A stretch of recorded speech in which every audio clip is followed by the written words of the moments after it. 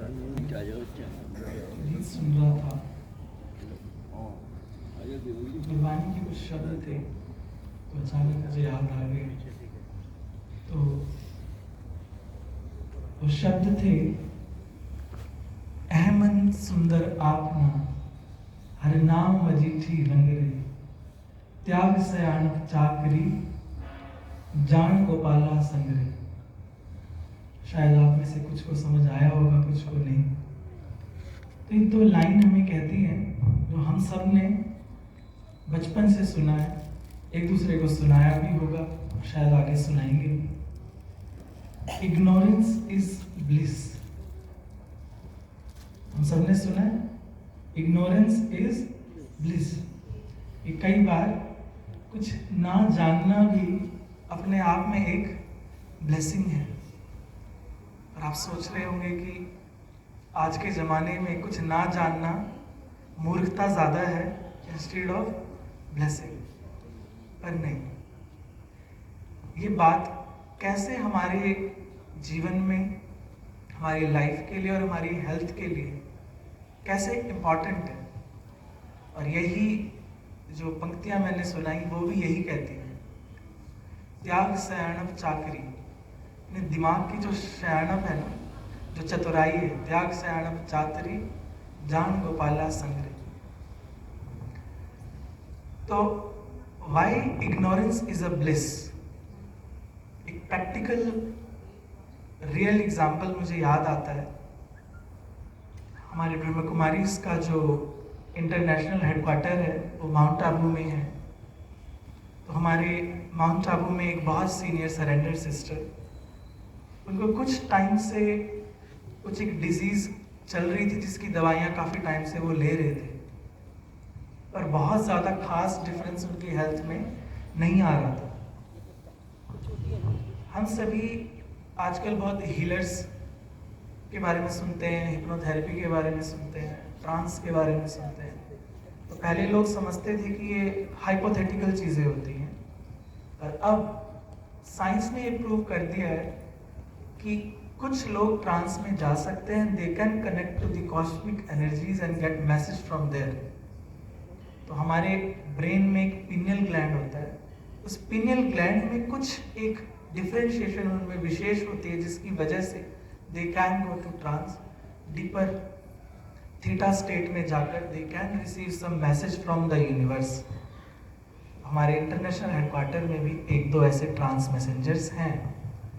तो वो दीदी ने उन्हें अप्रोच किया कि मैं काफ़ी टाइम से इस पर्टिकुलर डिजीज़ से सफ़र कर रही हूँ, क्या आप ट्रांस में जाकर परमात्मा, जिसको कि यहाँ प्यार से हम बाबा कहते हैं, आपने शुरुआत में कई गीत सुने हैं उसमें बाबा शब्द आ रहा था।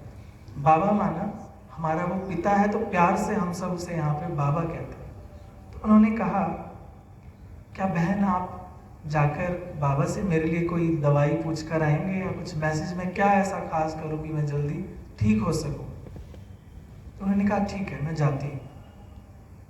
और वो गए और बाबा को कहा, बाबा फला फला बहन ने मुझे आपके पास भेजा है और वो परेशान है, आप उनके लिए कुछ बताएं।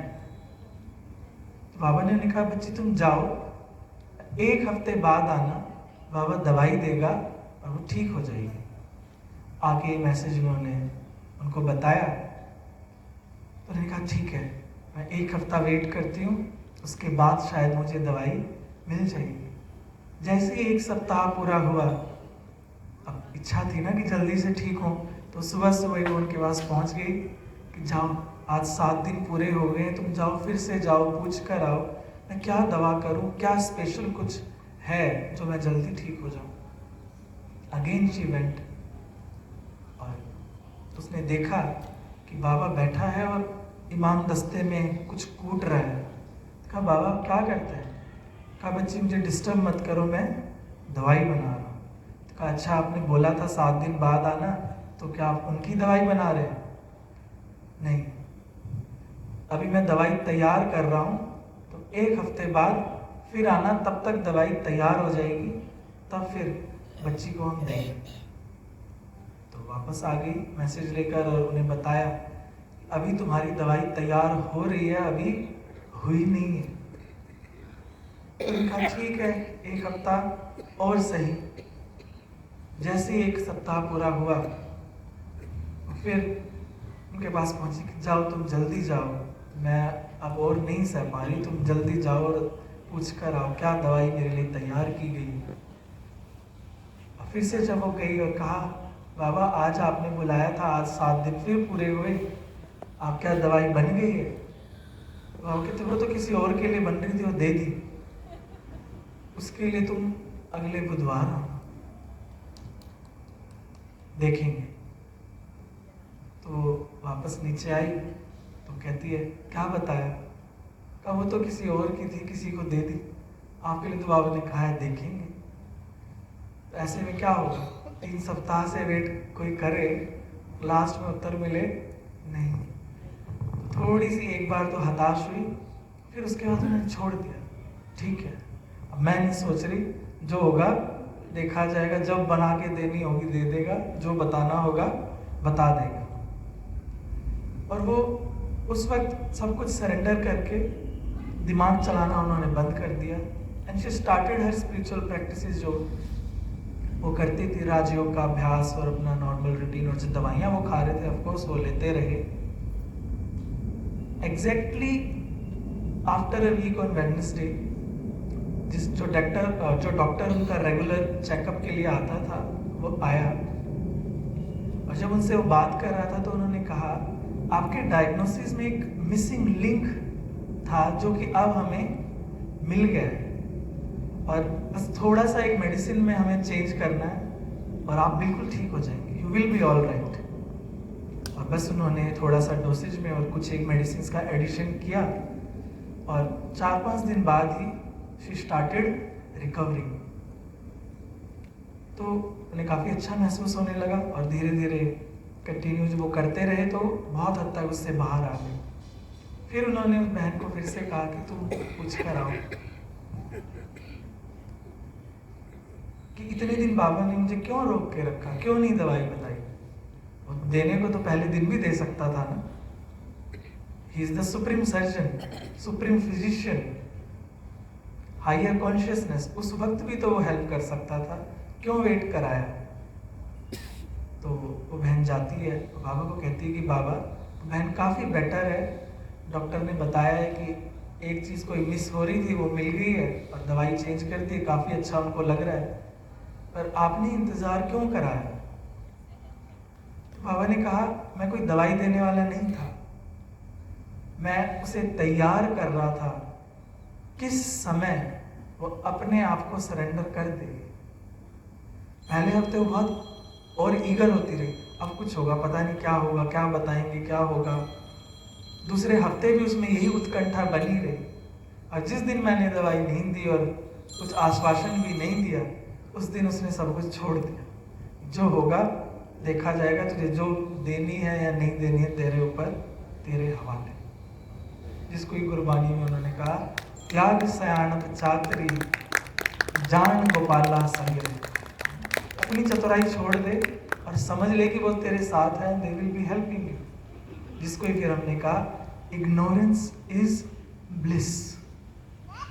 कई बार हम बहुत सारी चीज़ों को अपने आप कंट्रोल करना चाहते हैं, और हमारा ओवर कंट्रोलिंग नेचर कि हर चीज़ मेरे अनुसार हो, जैसा हम चाहते हैं उस अनुसार चले, चाहे वो हमारी हेल्थ हो, चाहे वो हमारा वर्क हो, हर चीज़ को एक ओवर कंट्रोल, ओवर अवेयरनेस जो हो गई है, वही कहीं ना कहीं हमारे ही रास्ते में बाधा बन जाती है। इसलिए WHO ने एक नई बीमारी का नाम दिया है गूगल सिंड्रोम। आजकल पेशेंट्स जब डॉक्टर के पास जाते हैं तो बीमारी नहीं, अपनी सिम्टम्स नहीं बताते कि क्या लक्षण है, सीधा कहेंगे मुझे लग रहा है मुझे ये बीमारी है, आप दवाई दे दो। क्यों? पहले से ही चैट GPT करके, गूगल खोल के कि क्या क्या हो सकता है, पूरी जांच पड़ताल करके फिर जाते हैं। इसलिए मेडिकल प्रोफेशन सब ज़्यादा परेशान उन मरीजों से हैं जो अपने लक्षण नहीं बताते, आकर सीधा बीमारी का नाम बताते, हमें ये है आप ये दे दो। और रिसर्चेस कहती हैं, वो पेशेंट्स जो खुद बहुत ज़्यादा सर्च करते हैं अपनी बीमारी को, अपने डायग्नोसिस को, और जो दवाइयाँ खा रहे हैं उनको भी, उनका recovery rate is 60 to 70% less than the patients who are not knowing anything. वो पेशेंट जिनको अपनी बीमारी के बारे में बहुत ज़्यादा नहीं पता, दवाइयों के बारे में बहुत ज़्यादा वो सर्च नहीं करते, उन्हें ट्रस्ट है कि जो डॉक्टर ने दिया वो सही है। और वहीं वो जो हर चीज़ बड़ी जांच पड़ताल करके फला दवाई देखो क्या दी, दूसरे डॉक्टर से भी पूछूं, तीसरे से भी पूछूं सही है या नहीं है, पड़ोसी से भी पूछूं, गूगल से भी पूछूं, उनका रिकवरी रेट 60 to 70% लेस है। क्यों? वही दवाई, वही डायग्नोसिस, वही डिजीज, हीलिंग डिले क्यों, रिकवरी डिले क्यों? Over awareness. अपने आप हम खुद अपनी ही हेल्थ में, अपनी ही सक्सेस में बाधा बने हुए। हमें क्या आवश्यकता है? जब प्रोफेशनल्स बैठे हैं, वो आपको देखकर सब कुछ चेक करके, आपके रिपोर्ट्स चेक करके प्रॉपर मेडिसिन हमें दे सकते हैं। हमें सर्च क्यों करना है? पता नहीं सही दी है या नहीं दी है। ये जो ये थॉट है ना, पता नहीं इसने चेक भी सही किया है या नहीं किया है, ये थॉट, ओवर अवेयरनेस हमारी हीलिंग को डिले कर रहा है। क्योंकि अब इस ओवर अवेयरनेस की वजह से हम उसमें फेथ खो चुके हैं। Yes, medicine heels, but faith in medicine and your doctor heels you first. जब तक आपको विश्वास नहीं होगा तब तक असर होने वाला नहीं। क्यों आजकल कई लोग झाड़ फूक भी काम कर जाते हैं। वे कहते हैं जी हम तो फला जगह झाड़ा लगवाने चले गए और ठीक हो गए। तो हमें तो नहीं पता कि वो झाड़ा का कुछ प्रभाव होता है या नहीं होता, पर यहाँ से जरूर होता है। जिसका विश्वास है उसका झाड़े से भी काम हो जाएगा, और जिसका विश्वास नहीं है उसको आप लाखों की मेडिसिन भी दे दीजिए, उसको कुछ भी होने वाला नहीं है। तो healing starts with a faith. जब तक आपका फेथ नहीं होगा तब तक आपकी हीलिंग अच्छे से अच्छी मेडिसिन भी नहीं कर सकते। आज क्यों रेफरल्स ऐसे डॉक्टर्स के दिए जाते हैं? क्या क्या कहते हैं, हम बहुत भीड़ लगती है, हमने भी वहां से दवाई ली थी तब हम ठीक हुए। तो ये चीज़ किस लिए? फेथ गेन करने के लिए। जब आपका फेथ बैठ जाता है, आपका बिलीफ सिस्टम स्ट्रांग हो जाता है, तो फिर एक एक चीज़ आपको हेल्प करना शुरू कर देती है। इसलिए कहा गया इग्नोरेंस इज ब्लिस। ये तो हमने एक छोटे से सेगमेंट में इग्नोरेंस इज ब्लिस का इफेक्ट देखा हेल्थ के सेक्टर में, पर हम सुबह से लेकर रात तक बहुत सारी चीज़ों के लिए ओवर अवेयर है, जिसकी हमें ज़रूरत भी नहीं है। हम कहीं रास्ते में हैं या कहीं बैठे हैं, हमारे साथ या पास से कोई निकल रहा है जिससे हमें कुछ भी लेना देना नहीं है, जिसको हम जानते तक भी नहीं। हम पड़ोसी को देख के क्या कहें, देखो क्या पहना हुआ है, थोड़ा हंस ले, इनका चलना देखो कैसे चल रहे हैं। ना आप उसे जानते हैं, ना उससे आपको कोई मतलब है, और फिर भी हमारी अवेयरनेस, ये हमारी एनर्जी क्या हो रही है? वेस्ट। हम बहुत सारी चीज़ों के लिए दिन में ओवर अवेयर है। और हमारी अवेयरनेस कहाँ जा रही है? हमारा फ़ोन, जो इतनी सारी इंफॉर्मेशन वहाँ है, चाहे मेरे काम की है चाहे नहीं, हर चीज़ वहाँ पर है। और आप जैसे ही उठाओगे, अननेसेसरी स्क्रॉलिंग। चाहे आप घर में खाना ना बनाते हो, कुकिंग वीडियोस देख रहे हैं, चाहे चाय बनानी भी ना आती हो और देख के खुश हो रहे हैं, टाइम वेस्ट, क्योंकि आप तो करने वाले नहीं। But why you are scrolling? You are depleting your energy in wrong things. कुछ ऐसा कोई मैसेज आया जिसका आपसे कोई संबंध नहीं, आगे फॉरवर्ड कर दिया, हमने देखा, दूसरा भी देखे, चाहे वो सही है चाहे नहीं।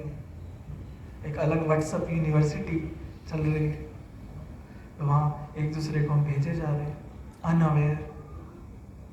तो बहुत सारी चीज़ों में हमने अपनी अवेयरनेस को, जहाँ ज़रूरत नहीं भी है वहाँ अपनी एनर्जी हम वेस्ट करते जा रहे हैं। और इसीलिए दिन के अंत में जब बहुत कम एनर्जी हमने अपने लिए, अपनी क्रिएटिविटी के लिए लगाई, उससे बहुत ज़्यादा हमने अलग अलग चीज़ों में डिप्लीट की। इसलिए दिन के अंत में हर एक चाहे बहुत मेहनत की हो चाहे ना की हो, अपने आप को एकदम खाली और डिप्लीटेड महसूस करता है। तो ये खालीपन क्यों हो रहा है? क्योंकि हमारी एंगेजमेंट बहुत सारी जगह हमने बेमतलब की हुई है। और यूजुअली हमारी एंगेजमेंट कॉन्शियसनेस की, हमारी अवेयरनेस की एंगेजमेंट 3 चीज़ों में फंसी हुई है। कौन सी 3 चीज़ों में? Time, place, person. आप कोई भी दिन उठाकर अपना चेक कर लीजिए, भले आज का ही दिन चेक कर लीजिए। हम या तो बीती बातों का चिंतन या आने वाले समय की चिंता, दिन का मोस्ट ऑफ द टाइम मैं समझता हूँ 70 to 80% इसी में जाता है। दूसरे से भी अगर आप बात कर रहे होंगे, या तो बीते किसी समय की बात कर रहे होते हैं या आने वाले समय में क्या होगा उसकी बात। और प्रेजेंट जो कि हमारे हाथ में है, वो किस में जा रहा है? बीती का चिंतन और भविष्य की चिंता। तो वर्तमान चिंतन और चिंता में गया तो भविष्य कैसा होगा? चिंता वाला ही होगा, क्योंकि वर्तमान मैंने उसमें गवा दिया। दूसरी चीज, प्लेस, स्थान।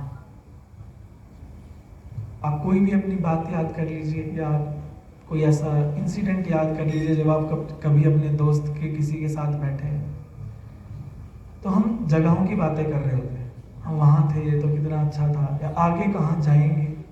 तो हर प्लेस से भी रिलेटेड हमारी मेमोरीज होती हैं, इमोशंस होती हैं, और उन्हें रिकॉल कर रहे होते हैं, स्थान को। तो वहाँ हमारी कॉन्शियसनेस लगी हुई है। तीसरा, व्यक्ति, पर्सन। 4 दोस्त कहीं मिलकर बैठे हैं तो सबसे पहली चीज क्या शुरू होती है? गॉसिप्स, जो कि हम सबको बात पसंद है। और गॉसिप्स में क्या होता है? अपनी चर्चा होती है या तीसरे की चर्चा होती है? Third person. तो हम उस व्यक्ति का चिंतन कर रहे होते हैं जिसका हमसे कोई संबंध नहीं है, जिसका इम्पैक्ट हमारे ऊपर आने वाला भी नहीं है। वो हमारे चिंतन का विषय होते हैं। और ये इतनी सारी जगह हमारी अवेयरनेस अननेसेसरी हमारी एनर्जी को डिप्लीट कर रही है। तो व्यर्थ टाइम, प्लेस, पर्सन में हमारी एनर्जी अननेसेसरी वेस्ट होती जा रही है। इन सब को हमें इग्नोर करना शुरू करना है। चलो हम बहुत मेडिटेशन नहीं कर सकते, बहुत और चीज़ें नहीं कर सकते, हम इतनी चीज़ तो शुरू कर सकते हैं कि सुबह से लेकर शाम तक वो चीज़ें जो मेरे काम की नहीं है, जिसका मुझसे कोई संबंध नहीं है, स्टार्ट इग्नोरिंग। कर सकते हैं? इजी है इजी। इनिशियली थोड़ा सा मुश्किल लग सकता है, पर जब भी ऐसी कोई बात याद आए, कोई व्यक्ति याद आए, पुराना समय याद आए, अच्छी बातें याद है तो अच्छी बात है, पर वो बात जिसे याद करके आपको दुख होता हो, अपने आप से कहना शुरू करें, इग्नोर। मुझे अपनी एनर्जी बचानी है, मुझे अपनी एनर्जी बचानी है। थोड़ा समय पहले हम सभी कोविड से होकर निकले हैं। हम सब ने कोविड का समय देखा। भले उस समय दवाइयाँ नहीं थी, पर 2-3 चीज़ों ने बहुत काम किया। सबसे पहली चीज़, सोशल डिस्टेंसिंग हर एक ने पालन की कि कहीं संपर्क से हमें वायरस ना मिल जाए। दूसरी चीज़, सैनिटाइजेशन, हर एक ने सैनिटाइजेशन का बहुत ध्यान रखा। और तीसरी चीज़, क्वारंटाइन। अब जिस माहौल में हम रह रहे हैं, जिस वर्ल्ड में हम रह रहे हैं, एक वायरस हवा में बहुत ज़्यादा फैला हुआ है, और वो वायरस है स्ट्रेस। सभी एक्सेप्ट करते हैं इस चीज़ को। तो ये वायरस अब हवा में है। 3-4 दिन पहले मेरे एक पेशेंट से बात हो रही थी, तो उन्होंने कहा, सर मैं अभी कहीं बाहर गया हुआ था, दूर कहीं सिटी में, गांव में। तो कहा वहाँ जाकर ही मुझे इतना अच्छा लग रहा था कि कोई दौड़ भाग नहीं है लोगों के जीवन में, काम वो भी कर रहे हैं, पर बड़ी शांति थी। और जैसे ही मैं वापस यहाँ आया हूँ दिल्ली, मैं देख रहा हूँ फिर वही भाग दौड़ शुरू। पता नहीं किस होड़ में और किस दौड़ में लोग लगे हुए हैं। आप सबने भी ऐसा महसूस किया होगा। आप कहीं बाहर जाते होंगे और जब वापस यहाँ आते होंगे तो फिर देखते होंगे फिर यही दौड़ में हम भी भाग रहे हैं। तो बात करते करते बात निकली कि वहाँ लोगों ने कंटेंटमेंट को अपने जीवन का हिस्सा बनाया, तो वहाँ वो हल्कापन हवाओं में है। यहाँ हर एक दौड़ में स्ट्रेस में जी रहा है, तो यहाँ हवा में ही स्ट्रेस है, चाहे आप लो चाहे ना लो, वो हवा में है। जैसे पोल्यूशन यहाँ है ना, तो आप कुछ करो ना करो खांसी अपने आप आपको आ जाएगी, चाहे खांसी जुकाम हो ना। क्यों? क्योंकि हवा में पोल्यूशन है। तो हवा में आज हर तरफ स्ट्रेस है। अब इससे बचने के लिए हमें चाहिए इमोशनल डिस्टेंसिंग, इमोशनल क्वारंटाइन और इमोशनल सैनिटाइजेशन। अब सोशल डिस्टेंसिंग तो आप सभी जानते हैं। अब इमोशनल डिस्टेंसिंग क्या होती है, ये हम कैसे करें? और इमोशनल सैनिटाइजेशन कैसे करें? फार्मेसी पे जाके आप सैनिटाइजर तो बहुत सारे खरीद सकते हैं, दिन रात हाथ पैर सैनिटाइज करते रहो, चीज़ों को सैनिटाइज करते रहो। इमोशनल सैनिटाइजेशन कैसे होगा और क्वारंटाइन कैसे होगा? वहाँ तो कमरे में अपने आप को बंद कर लिया 15 दिन, तो क्वारंटाइन हो गया। इमोशनल क्वारंटाइन कैसे करें, कहाँ जाएं? तो इस पर हम थोड़ी सी चर्चा करते हैं। तो सबसे पहली चीज़ अपने आप को बचाने के लिए है इमोशनल डिस्टेंसिंग। तो जब हमारी अवेयरनेस बहुत सारी चीज़ों में लगी हुई है, तो जिन जिन चीज़ों से हम जुड़ जाते हैं थॉट से, वहाँ हमारी एनर्जी और इमोशंस ड्रेन होती रहती है। आप जितने व्यक्तियों को याद कर रहे हैं या अननेसेसरी उनका चिंतन कर रहे हैं, वहाँ हमारी इमोशनल एनर्जी ड्रेन हो रही होती है।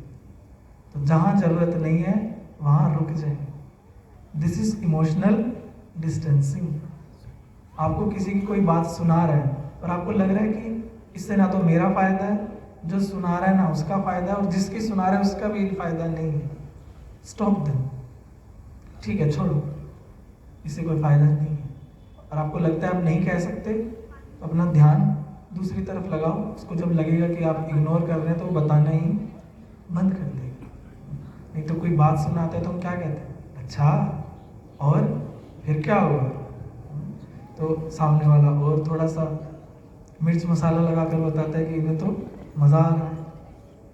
तो जितना हम उसमें इन्वॉल्व होते जाते हैं, तो हम उस व्यक्ति के साथ इमोशनली कहीं ना कहीं थॉट लेवल पर अटैच हो रहे होते हैं और हमारी एनर्जी वहाँ ड्रेन होनी शुरू हो जाती है। इसलिए क्वांटम फिजिक्स कहती है where the attention goes energy flows. जहाँ आपका अटेंशन जाएगा आपकी एनर्जी वहाँ जा रही है और आप उसे अपनी तरफ अट्रैक्ट कर रहे हैं। तो अननेसेसरी किसी व्यक्ति या किसी बात से जितना हम, जिसका संबंध हमसे कुछ नहीं है, सोच रहे हैं, सुना रहे हैं, बोल रहे हैं, हम अपनी इमोशनल एनर्जी को डिप्लीट कर रहे हैं। Stop it. ये है हमारी इमोशनल डिस्टेंसिंग। कर सकते हैं आज से इमोशनल डिस्टेंसिंग शुरू करेंगे सभी। मंत्र एक ही, इग्नोर। जो काम का नहीं, इग्नोर। दूसरी चीज सैनिटाइजेशन। मान लो गलती से कहीं लग ही गया हाथ, यही होता था ना कि आपने टच कर लिया तो तुरंत क्या करते थे, सैनिटाइजर लगाओ, कहीं वायरस ही ना लग गया हो मेरे हाथ में। हम जिन हवाओं में रह रहे हैं, यहाँ बहुत बातें सुनने को मिलेंगी जो आपके काम की नहीं है, वो भी इंफॉर्मेशन मिलेगी, बहुत लोगों की बातें भी मिलेंगी, मिर्च मसाला भी मिलेगा, बहुत कुछ मिलेगा। हवाओं में है, लोगों के दिमागों में है, फोन में है। तो जो लग गया उससे भी कैसे साथ साथ मुक्त होते रहे, उसके लिए चाहिए सैनिटाइजेशन। और वो सैनिटाइजेशन है गॉडली नॉलेज और पॉजिटिव नॉलेज। कुछ अच्छा सुनना, देखना और पढ़ना। जैसे आज आप अपना बहुत बहुमूल्य समय निकाल कर यहाँ पहुँचे हैं, अच्छी बातें सुन के कभी ऐसा हुआ है कि किसी को बुरा लगा, ओह मैं तो थोड़ी देर सत्संग में बैठ गई थी, मेरा दिमाग खराब हो गया, ऐसा कोई कहता है? कोई नहीं कहता। अच्छा लगता है। क्यों? इमोशनल सैनिटाइजेशन हो रही होती है, जो मैल थोड़ा बहुत लगा है वो उतरता रहता है। पर हवाओं में ही है।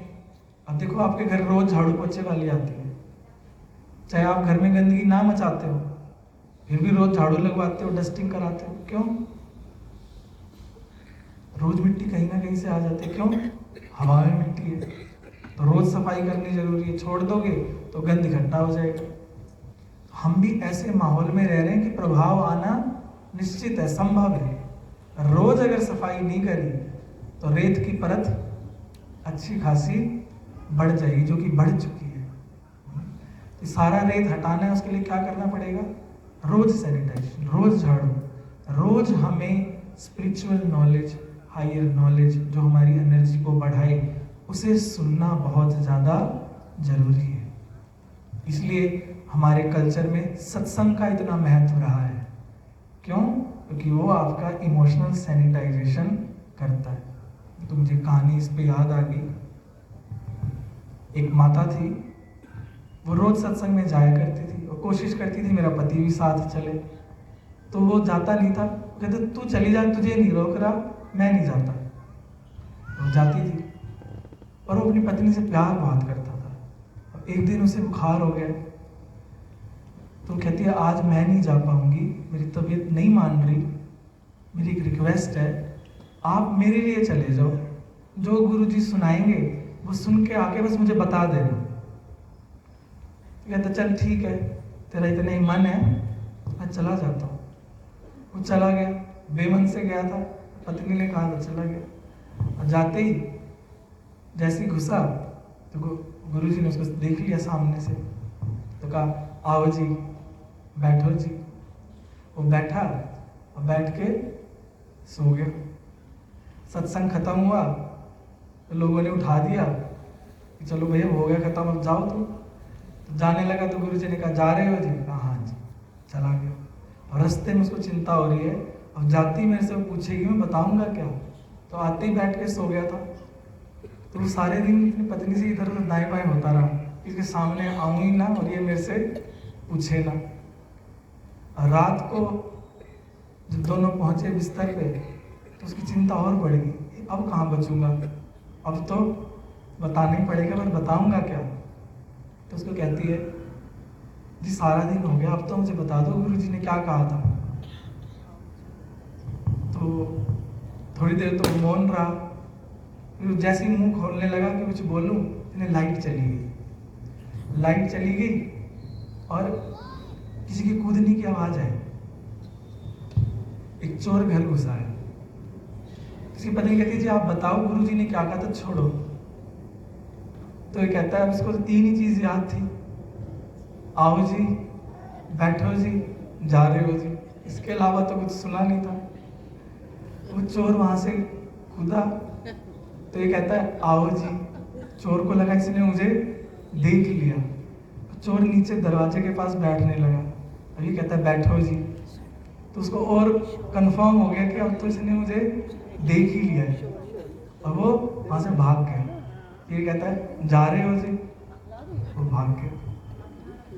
तो तीन शब्दों ने, भले उसने तीन ही शब्द सुने, पर तीन शब्दों ने फायदा किया है नहीं किया? घर में चोरी होने से बचा ली। तो इसलिए सत्संग का इतना महत्व है। तो इमोशनल सैनिटाइजेशन के लिए रोज हमें कुछ ना कुछ अच्छा पढ़ना, सुनना, देखना बहुत ज़्यादा जरूरी है। तो इमोशनल सैनिटाइजेशन आज से हर एक शुरू करेगा। सिंपल चीज़ें कर सकते हैं कि 15-20 मिनट, आधा घंटा रोज कुछ अच्छा सुनने के लिए, पढ़ने के लिए हम अपने लिए निकाल सकते हैं, नहीं निकाल सकते? और ज़रूरी है, क्योंकि जैसे माहौल में हम रह रहे हैं, हमें रोज सफाई की बहुत ज़्यादा ज़रूरत है। और तीसरी चीज़ है क्वारंटाइन। क्वारंटाइन किसके लिए था? जो बहुत ही बीमार हो गया है वो किसी और को ना दे दे। और मैं समझता हूँ आज हर एक ही स्ट्रेस ग्रसित चारों तरफ घूम रहे हैं, तो उसके लिए क्वारंटाइन चाहिए। तो हमारे यहाँ भी 15 दिन का क्वारंटाइन होता है। तो आप जब सेंटर आएंगे तो 7-8 डेज का प्रॉपर कोर्स कराया जाता है। जैसे वहाँ मेडिसिन का कोर्स चलता है ना, पहले 8 दिन के मेडिसिन का कोर्स चलेगा और आप 15 दिन पूरा क्वारंटाइन में रहेंगे, तो आप वायरस फ्री हो जाएंगे और किसी को भी नहीं देंगे। तो जब हम यहाँ आते हैं तो वो स्पिरिचुअल डिस्कर्स, वो नॉलेज और वो मेडिटेशन 15 डेज में हमें उस जो कॉन्शियसनेस में जहाँ हम बहुत फंसे हुए थे उससे हमें बाहर निकाल देते। तो मैं समझता हूँ वो क्वारंटाइन हम सबको उसकी बहुत ज़्यादा ज़रूरत है। तो कौन कौन अपने आप को एक क्वारंटाइन भी देगा, वो हाथ उठाए। लगभग सभी। तो अपने आप को कम से कम ये 15 दिन का ट्रायल का समय हमें देना है फॉर एक्सपेरिमेंट, कि प्रॉपर मेरी सैनिटाइजेशन हो जाए और मेरी अवेयरनेस एक हायर लेवल पर चली जाए और हमारी प्रेजेंस किसी भी जगह पर, जब हम बहुत सारी चीज़ों को इग्नोर करके अपनी एनर्जी को डिप्लीट होने से बचा रहे हैं और हायर कॉन्शियसनेस में आ गए हैं, हमारे वाइब्रेशंस इतने ज़्यादा पॉजिटिव होने लगते हैं कि हम जिस भी जगह पर होंगे, जिन लोगों के बीच होंगे, महज हमारी प्रेजेंस उन लोगों को अच्छा महसूस कराना शुरू कर देगी। आपने कई बार देखा होगा जैसे बहुत पॉजिटिव लोग होते हैं, आप उनको क्या कहें, आपके साथ बैठकर बड़ा अच्छा लगता है, आपके घर आके बड़ा अच्छा लगता है, मन बड़ा शांत हो जाता है। वहीं आपने ऐसे भी कई लोग देखे होंगे, आप कहेंगे इससे तो ना बात करो तो बढ़िया, मेरा तो दिमाग ही खराब हो जाता है, या फला फला की जी यहाँ चले जाओ तो जी खराब हो जाता है। तो वह ऐसी जगहों पे जाने से हम बचते। तो ये क्या है, वाइब्रेशंस। तो जब हम पॉजिटिव इमोशंस में रहना शुरू कर देते हैं, अपनी एनर्जी को बहुत ज़्यादा जगहों से डिप्लीट होने से बचा रहे हैं, आप इमोशनल सैनिटाइजेशन कर रहे हैं, आप एक हायर कॉन्शियसनेस में आ जाते हैं, हमारी इमोशनल एनर्जी हायर हो जाती है, तो आप भी एक परफेक्ट एग्जाम्पल बन जाते हैं सोसाइटी में कि जी इनके साथ बैठो बड़ा मज़ा आता है, बड़ा अच्छा लगता है, इनसे बातें करके मन बड़ा शांत हो जाता है। तो आप ऐसा एग्जाम्पल बनना चाहते हैं या वैसा कि जिनसे तो दूर रहो तो ही अच्छा? कौन सा वाला बनना चाहते हैं? पहले वाला या दूसरे वाला? पहले वाला, हर एक यही चाहता है। उसके लिए हमें रोज सैनिटाइजेशन करनी है, इमोशनल डिस्टेंसिंग करनी है और क्वारंटाइन में जाना है। सिंपल, बहुत ज़्यादा कुछ नहीं है। ये मंत्र हम अपने दिमाग में बिठा लें, जो मेरे काम का नहीं, जिससे मुझे मतलब नहीं, इग्नोर इट, इग्नोर। गांठ बांध लें, लोग और परिस्थिति, पीपल एंड सिचुएशंस हमेशा जैसा हम चाहते हैं वैसी नहीं हो सकती। Accept it, accept it. आपकी आधी चिंताएं तो अपने आप समाप्त हो जाए। तो एक छोटी सी चीज हम सभी कर सकते हैं, कर सकते हैं। आज से हम प्रैक्टिस करना शुरू करें इग्नोर। थोड़ी देर बाद आप यज्ञ के बारे में बहुत अच्छी अच्छी चीज़ें सुनेंगे, स्वाहा भी करेंगे। तो एक चीज़ ये भी स्वाहा कर देनी है, जो मेरे काम का नहीं वो सोचना नहीं, उसको भी स्वाहा। ठीक है? तो ऐसी अवेयरनेस में जब हम रहने लगेंगे तो यू विल फील कि आपकी emotional health, physical health, social health, spiritual health अपने आप एक बढ़ते ग्राफ की तरफ चलती चली जाएगी। ओम शांति।